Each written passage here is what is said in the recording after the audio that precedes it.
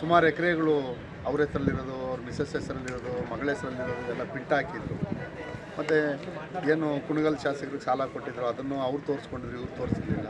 Y A Narayana ಸ್ವಾಮಿ ಅವರು ಸಾಲ ಕೊಟ್ಟಿದ್ರು, ಅವ್ರು ತೋರಿಸ್ಕೊಂಡಿದ್ರು, ಇವ್ರು ತೋರಿಸ್ಕೊಂಡಿಲ್ಲ. ಈ ಥರ ಅನೇಕ ಮತ್ತು ಇದು ಅವರು ಅಪ್ಡೇಟ್ ಸಲ್ಲಿಸುವಾಗ ನಾವು ಆವತ್ತಿನ ದಿನದವರೆಗೂ ನಾವು ಕ್ಲಿಯರ್ ಆಗಿದ್ದೀವಿ, ಎಲ್ಲ ನಾವು ಕ್ಲೀನಾಗಿ ತೋರಿಸ್ಬೇಕಾಗಿತ್ತು ಅಪ್ಡೇಟಲ್ಲಿ. ಸುಬ್ಬಾರೆಡ್ಡಿ ಶಾಸಕತ್ವ ಅಸಿಂಧು ತೀರ್ಪು ಪ್ರಜಾಪ್ರಭುತ್ವಕ್ಕೆ ಸಂದ ಜಯ. ಬಾಗೇಪಲ್ಲಿ ಬಿಜೆಪಿ ಪರಾಜಿತ ಅಭ್ಯರ್ಥಿ ಸಿ ಮುನಿರಾಜು ಹೇಳಿಕೆ. ಬಾಗೇಪಲ್ಲಿ ಕಾಂಗ್ರೆಸ್ ಪಕ್ಷದ ಶಾಸಕ ಎಸ್ಎನ್ ಸುಬ್ಬಾರೆಡ್ಡಿ ಆಯ್ಕೆ ರಾಜ್ಯ ಉಚ್ಚ ನ್ಯಾಯಾಲಯ ಅಸಿಂಧುಗೊಳಿಸಿದೆ. ಆಸ್ತಿ ವಿವರಗಳನ್ನು ಮುಚ್ಚಿಟ್ಟು ಜಿಎಸ್ಟಿ ವಂಚನೆ ಮತ್ತು ಚುನಾವಣಾ ಆಯೋಗಕ್ಕೆ ತಪ್ಪು ಮಾಹಿತಿ ನೀಡಿದ್ದ ಆರೋಪದಡಿ ತೀರ್ಪು ನೀಡಲಾಗಿದೆ ಎಂದು ದೂರುದಾರ ಬಿಜೆಪಿ ಪರಾಜಿತ ಅಭ್ಯರ್ಥಿ ಸಿ ಮುನಿರಾಜು ತಿಳಿಸಿದ್ದಾರೆ. ಅವರು ಬಾಗೇಪಲ್ಲಿ ತಮ್ಮ ಸ್ವಗೃಹದಲ್ಲಿ ಕಾರ್ಯಕರ್ತರ ಸಭೆಯಲ್ಲಿ ಮಾತನಾಡಿದ ನಂತರ ಮಾಧ್ಯಮಗಳಿಗೆ ಹೇಳಿಕೆ ನೀಡಿ ಎಸ್ಎನ್ ಸುಬ್ಬಾರೆಡ್ಡಿ ವಿರುದ್ಧ ಸಾವಿರಾರು ಕೋಟಿ ರೂಪಾಯಿ ಹಗರಣವಿದೆ. ಕೋರ್ಟ್ನಲ್ಲಿ ಸಮರ್ಥವಾಗಿ ವಾದ ಮಂಡಿಸಿದ್ದರಿಂದ ತೀರ್ಪು ಬಂದಿದೆ. ಈ ತೀರ್ಪಿನಿಂದ ನ್ಯಾಯಾಲಯದ ಮೇಲೆ ಜನರಲ್ಲಿ ವಿಶ್ವಾಸ ಹೆಚ್ಚಾಗಿದೆ. ನಾನು ಅರ್ಜಿ ಹಾಕಿದ ಮೇಲೆ ಸರ್ಕಾರಕ್ಕೆ ಜಿಎಸ್ಟಿ ತೆರಿಗೆ ಕಟ್ಟಿದ್ದಾರೆ. ಪುತ್ರಿಯ ಹೆಸರಿನ ಜಮೀನು ವಿವರ ತೋರಿಸಿಲ್ಲ. ಪತ್ನಿ ಹೆಸರಿನಲ್ಲಿ ಜಮೀನು ಮತ್ತು ಕಂಪನಿ ಇದ್ದರೂ ತೋರಿಸಿಲ್ಲ. ನಾನು ಅರ್ಜಿ ಹಾಕಿದ ಮೇಲೆ ಸರ್ಕಾರಕ್ಕೆ ಜಿಎಸ್ಟಿ ತೆರಿಗೆ ಕಟ್ಟಿದ್ದಾರೆ ಎಂದರು. ಕಾಂಗ್ರೆಸ್ನ ಎಸ್ಎನ್ ಸುಬ್ಬಾರೆಡ್ಡಿ ಗುಡಿಬಂಡಿ, ಬಾಗೇಪಲ್ಲಿಯ ಹೊಸಹುಡಿಯ, ಜಿಲಾಜಿರ್ಲಾ, ಚೇಳೂರಿನ ರಾಷ್ಟ್ರೀಯ ಕಡೆ ಸಾವಿರಾರು ಎಕರೆ ಜಮೀನುಗಳನ್ನು ಕಬಳಿಸಿ ಶಾಸಕರ ಮಾಲೀಕತ್ವದ ಹೋಟೆಲ್ಗಳಲ್ಲಿ ಕೆಲಸ ಮಾಡುವವರ ಸಂಬಂಧಿಕರ ಹೆಸರಿನಲ್ಲಿ ನೋಂದಣಿ ಮಾಡಿಸಿದ್ದಾರೆ. ನನ್ನನ್ನು ವಿಜಯಿ ಎಂದು ಘೋಷಣೆ ಮಾಡಲು ನಾವು ಕೇಳಿದ್ದೆವು. ಕಾನೂನಿನಲ್ಲಿ ಅವಕಾಶ ಇದ್ದರೂ ನ್ಯಾಯಾಧೀಶರು ಅದನ್ನು ಮಾನ್ಯ ಮಾಡಿಲ್ಲ. ನಮ್ಮ ವಕೀಲರು ಮತ್ತು ಹೈಕಮಾಂಡ್ ಜೊತೆ ಚರ್ಚಿಸಿ ಮುಂದಿನ ಹೋರಾಟ ನಿರ್ಧರಿಸಲಾಗುವುದು ಎಂದು ತಿಳಿಸಿದರು. ನಾನು ಚುನಾವಣೆ 2023ರಲ್ಲಿ ನಡೀತು. ನಾನು ಯಾವುದೇ ಚುನಾವಣೆ ಮತ್ತೆ ನಿಂತ್ಕೋಬೇಕು, ಮತ್ತೆ ಇದು ಮಾಡಬೇಕು ಅನ್ನೋ ಮಟ್ಟದಲ್ಲಿ ನಾನೇನು ತರಾತುರಿಯಲ್ಲಿ ಮಾಡಿದ್ದೇನೆ ಇಲ್ಲ. ನಾನು ನ್ಯಾಯಕ್ಕೋಸ್ಕರ ಹೋರಾಟ ಮಾಡಿದ್ದೀನಿ. ಇವತ್ತು ಅದೇನು ನ್ಯಾಯಾಲಯ ತೀರ್ಪು ಕೊಡುತ್ತೋ, ಇವತ್ತೇನು ಅವರು ಮುಂದೆ ಸ್ಟೆಪ್ ತಗೊಳ್ತಾರೋ ನಾವು ಕೂಡ ಅದನ್ನೆಲ್ಲ ತಗೊಳ್ಳೋಕೆ ನಾವು ರೆಡಿ ಇದ್ದೀವಿ. ಯಾವುದೇ ಕಾರಣಕ್ಕೂ ನಾನು ಒಬ್ಬ ಭಾರತೀಯ ಜನತಾ ಪಕ್ಷದ ಒಬ್ಬ ಕಾರ್ಯಕರ್ತನಾಗಿ, ಭಾರತೀಯ ಜನತಾ ಪಕ್ಷದ ಒಬ್ಬ ಶಿಸ್ತಿನ ಸಿಪಾಯಿಯಾಗಿ ನಾನು ಹೋರಾಟವನ್ನು ಮಾಡ್ತಾಯಿದ್ದೀನಿ. ಇವತ್ತು ರಾಜ್ಯದಲ್ಲಿ ಕಾಂಗ್ರೆಸ್ ಸರ್ಕಾರ ಯಾವ ರೀತಿ ಭ್ರಷ್ಟಾಚಾರದಲ್ಲಿ ಮುಳುಗಿದೆ, ಸಿದ್ದರಾಮಯ್ಯನವರ ಡಿ ಕೆ ಶಿವಕುಮಾರ್ ಸರ್ಕಾರ ಯಾವ ರೀತಿ ಮುಳುಗಿದೆ ಅಂತ ನಿಮಗೆಲ್ಲ ಗೊತ್ತಿದೆ. ಜನಕ್ಕೆ ಯಾವ ರೀತಿ ಗ್ಯಾರಂಟಿ ಬಗ್ಗೆಗಳು ಅಂತೇಳಿ ಜನಸಾಮಾನ್ಯರ ಮೇಲೆ ಯಾವ ರೀತಿ ಹೊರೆ ಹಾಕಿದ್ದಾರೆ ಅಂತ ಗೊತ್ತಿದೆ. ಅದೇ ರೀತಿ ಇಲ್ಲಿ ಬಾಗೇಪಲ್ಲಿ ಕ್ಷೇತ್ರದಲ್ಲಿ ಯಾವುದೇ ಒಂದು ಅಭಿವೃದ್ಧಿ ಮಾಡಿಲ್ಲ. ಈಗಾಗಲೇ ನಿಮಗೆಲ್ಲ ಗೊತ್ತಿರೋದೆ, ಸುಬ್ಬಾರೆಡ್ಡಿ ಅವರು ಶಾಸಕರಾಗಿ ಏನು ಕಳೆದ ಒಂದು 12-13 ವರ್ಷದಿಂದ ಯಾವುದೇ ಒಂದು ರಸ್ತೆ ಆಗಲಿ, ಚರಂಡಿ ಆಗಲಿ, ಕುಡಿಯೋ ನೀರಾಗಲಿ ಯಾರಿಗಾದರೂ ಏನೋ ಕೊಟ್ಟಿದ್ದಾರೆ. ಅವ್ರಿಗೆ ಮಾಡ್ಕೊಂಡಿರೋದು ಏನಂದರೆ ಅವ್ರಿಗೆ ಬೇಕಾದವ್ರಿಗೆ ಏನೋ ಬೇನಾಮಿ ಆಸ್ತಿಗಳು ಮಾಡಿದ್ದಾರೆ, ಗ್ರ್ಯಾಂಟ್ಗಳು ಮಾಡಿಸಿದ್ದಾರೆ. ಇನ್ನು ಅನೇಕ ರೈತರು ಗ್ರ್ಯಾಂಟ್ ಪಾಪ 53 ಹಾಕ್ಕೊಂಡಿರೋರು ತಹಶೀಲ್ದಾರ್ ಆಫೀಸ್ ಅಲಿತಾನೆ ಇದೆ.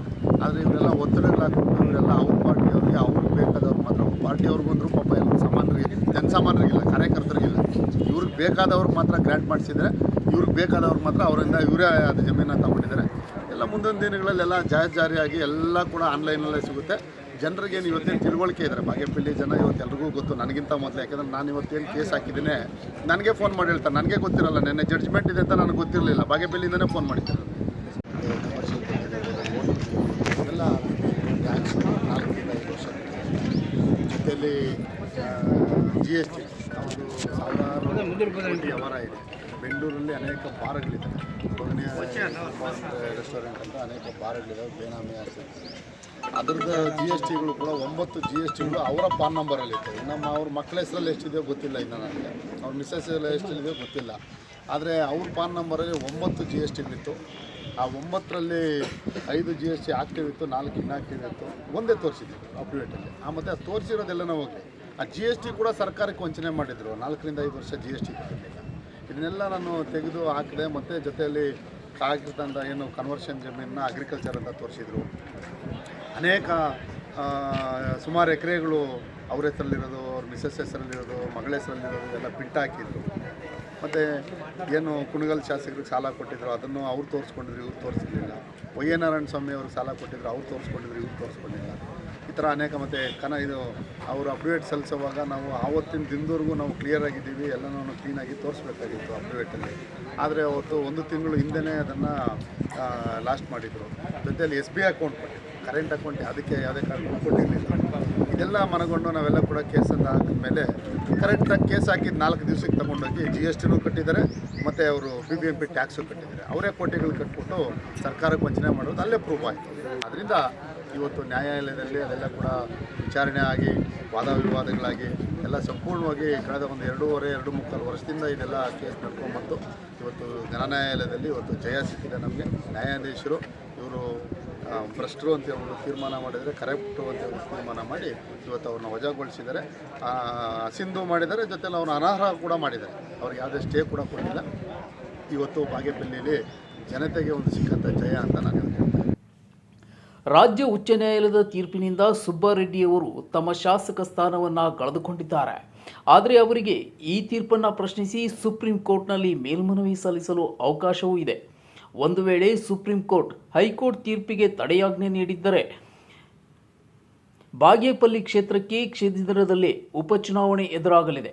ಈ ತೀರ್ಪು ರಾಜ್ಯ ಕಾಂಗ್ರೆಸ್ ಸರ್ಕಾರಕ್ಕೂ ಪಕ್ಷಕ್ಕೆ ಹಿನ್ನಡೆಯಾಗಿದೆ ಎಂದು ಹೇಳಿದರು.